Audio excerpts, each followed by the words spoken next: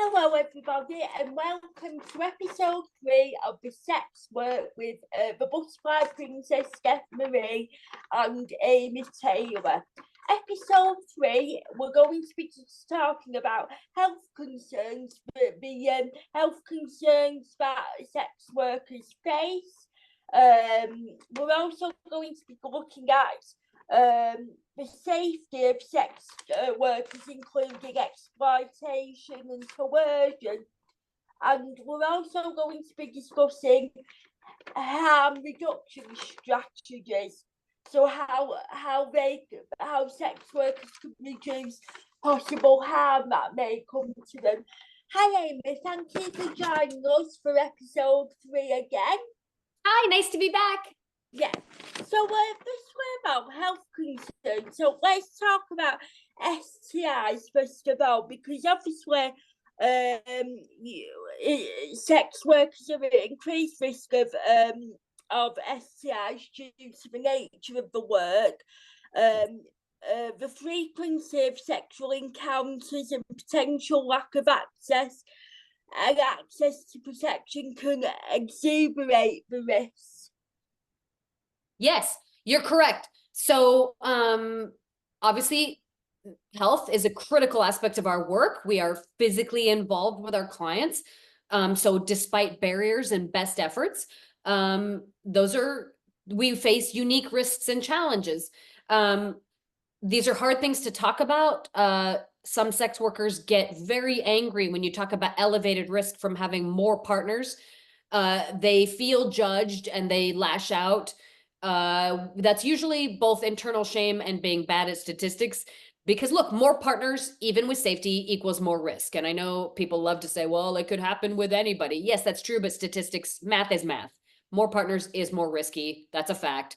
But we also suffer physical violence as an indirect consequence of criminalization.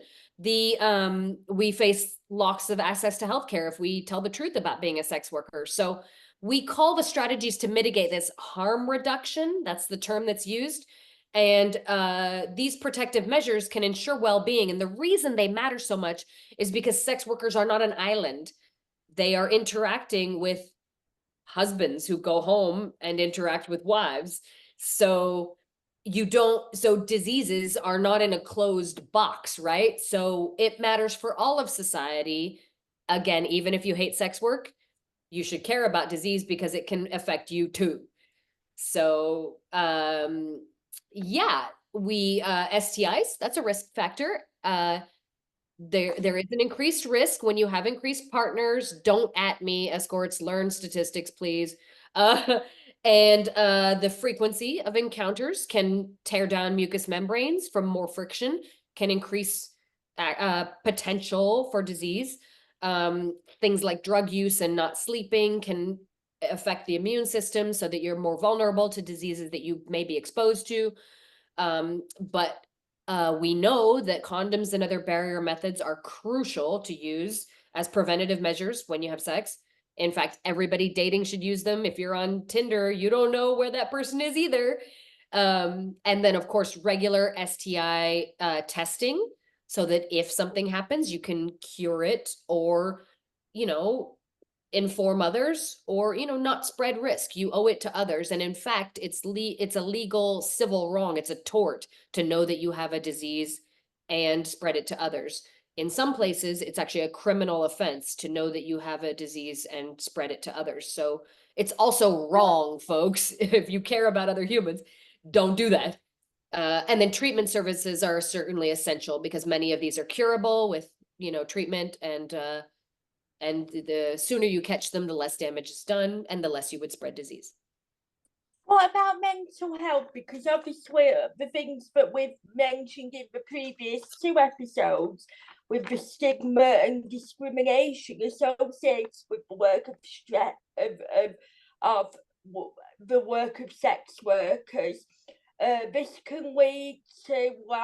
must lead to an enormous amount of stress and anxiety for the sex worker. You've talked in some of your other shows that I've enjoyed watching about what bullying and what hate can do to mental health. you've talked about your own struggles in that Yeah. world. So Yeah. imagine being told, like me, 10,000 times a week on the internet that you're an evil whore who should die. So it's not great. It's not great. And that causes significant stress and anxiety, having to lie all the time to stay safe, um, fear of legal repercussions, the clandestine nature of the work, serving even clients who, while they enjoy your labor, clearly sort of also hate you. Um, all of those things are problems. There are wonderful organizations providing access to mental health services. Many mental health professionals will not work with us, but there are many who do, which is wonderful. Counseling support groups. We have our own groups. We have get-togethers in New York where we all hang out if you want. And we're not a monolith. We're an industry. We fight and we have our issues, but we're a family. And for me, for instance, I will stand for sex workers my entire life, even the ones I don't like and who don't like me. I don't care. They're my people. So there are ways that we cope and ease the stress of our profession. Obviously, the stress and anxiety will be even more exacerbated now with the invention of social media. I mean, anyone can face discrimination or whatever on social media, whether you do something that they don't like. It's not just aimed at sex workers, but the invention of social media has got to play a big impact on. Right? People are awful. They're the worst. I guess they're just sad and lonely and they want to tell you like that they hate you. And they hate you no matter what. You've never done anything like what I do. And they're asked, like, what's the matter with me? I have never gone on the internet and just insulted a stranger. I do not spend my life doing that. And I don't know why people do. I guess they're sad and lonely. It's so weird. Yes, of course. Anyway. Obviously, substance abuse. So, substance abuse can be both a coping mechanism and a risk factor for sex workers. It can increase vulnerability to violence, exploitation, and health issues. That's correct. So, a lot of times coping with what we just talked about, stigma, shame, bullying, it can feel like you want to drop out and maybe you want to get drunk or high. There are sex workers who, if you're seeing a client you don't particularly like, but you need to pay rent or pay for your child's diapers, it's easier to do the work if you're not sober. There can be clients who want to do drugs with you and you don't want to lose the client because you need the money. Ask any stripper. There's a lot of alcohol consumption all night at work. They finesse clients where sometimes they have the bartender make a drink that actually has no alcohol in it and the client doesn't know. That's a stripper secret. Because they can't be drunk all night every night, right? But yes, I have never used drugs. It doesn't interest me. I don't judge people who do, but I do know that it never ends well. Drug use ends three ways. Rehab, that's the best way. Jail or death. Pick one. And the sex workers I know, thank God there are only a few who are either their lives are ruined or they're dead. Every single one had a substance abuse problem. But that's the case in any work. That's the case in broadcast media. That's the case in lawyers, doctors. So yeah, drugs and alcohol are a problem, and yet people want to drop out and feel and get away from reality because reality is tough, right? Yeah, it really is. Obviously now, what about occupational hazard? So we'll talk a bit about violence more when we come to episode 4, which is going to be about education and training. So obviously, sex workers are in increased risk of being violated by clients because they may hate them but they don't want to admit the shame. So rather than face that shame, they'd rather take all the shame out on the sex worker. Precisely. And some people are just bad people. Luckily, they're rare. Most of us are not evil, but that exists. So yeah, there are physical. We just had a wonderful woman in Vegas killed by a client who was a military veteran, good-looking guy with his whole life ahead of him. He's in prison now. His life is over, and she's dead. And she was a single mother. It was apparently a payment dispute. She wanted more money than he wanted to pay, and he flipped and he killed her. And this happens every day to sex workers all over the world. So some of the harm reduction we've talked about, and yeah, you said we'll talk more in another episode. Ensuring safe working environments and creating emergency response systems can help. The brothels have a lot better systems in that regard. Of course. And so what about other safety concerns like workplace safety? Obviously, you know, there's some clients who want to meet up in secret and like seedy locations. We've talked a bit about in the previous episode where we talked about cultural attitudes, where like the Netherlands, for example, the work takes place in like a place where you know the sex worker can feel protected, but the client may not want it to take place there. So there's a whole lot of different issues surrounding that. Yes, so there's a weird aspect where some customers like it to be seedy, like the streets with like Figueroa in Los Angeles, where they drive down the street.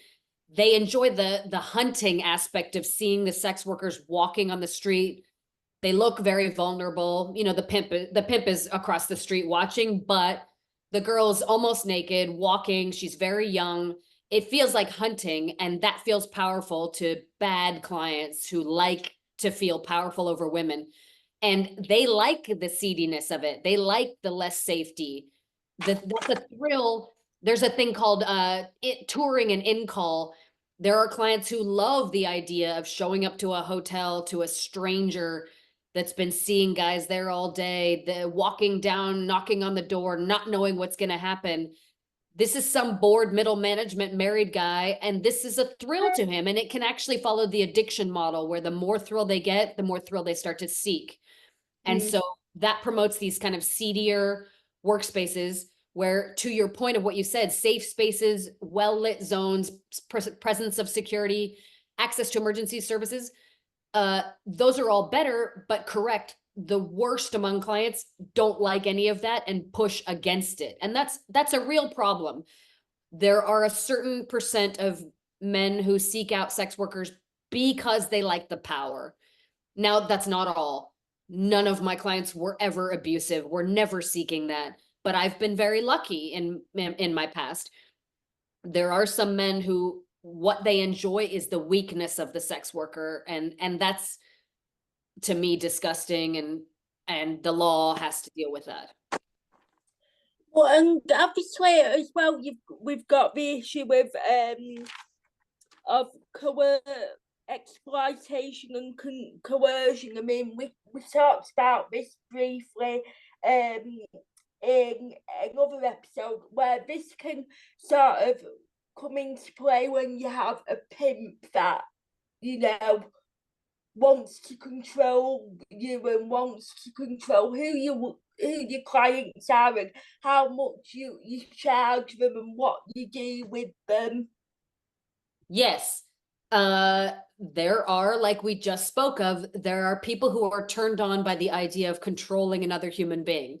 I struggle to relate to that. I want to control nobody, and I don't want anybody to control me. I want to like be free and just hang out with my little dog. But there are people like that. And yeah, some of them are pimps. Some of them are the state government. I was arrested by a police officer who then wanted to control me and have me date his brother, and he would manage it. So obviously I did not do that, but a lot of particularly men I once had a client who wanted to look me in the eye and tell me that he owned me at that moment. And I laughed. I was like, you don't own me and you never will. And that made him very sad and angry, and I don't give a shit.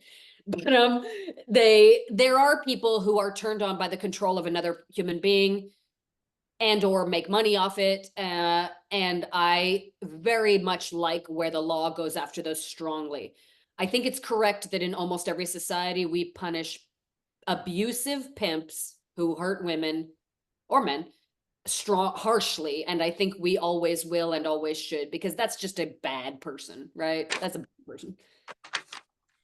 Yeah, because you mentioned that you knew of a really awful pimp who's now dead, and you now think that the world's a much better place now he's no longer here. Yep. Bye. No, I had a pimp try to demand I worked for him many, many years ago. Obviously, I told him to go stuff it because I'm not doing that. And yeah, he tried to harm me and my family.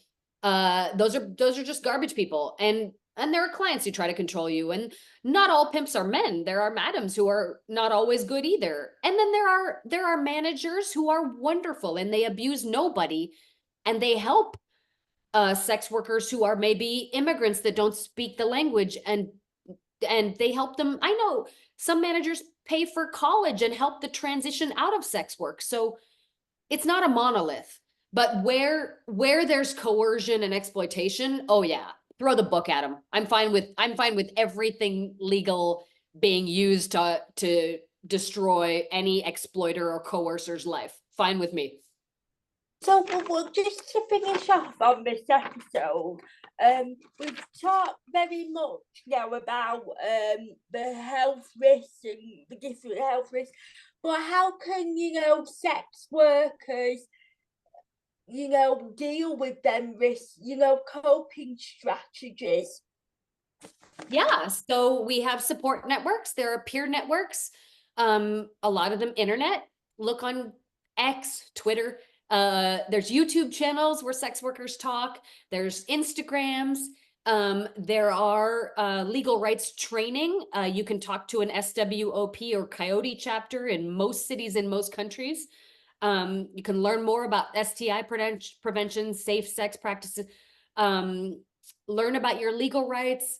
You can learn about you could take self-defense classes. There are advocacy organizations.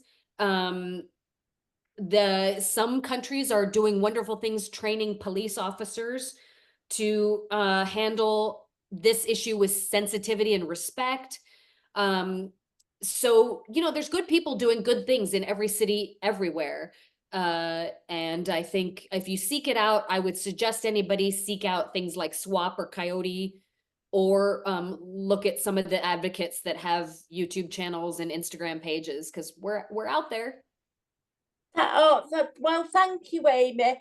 This now concludes episode 3. Join us again soon for episode 4. Thank you. Thank you. It was fun. Thank you.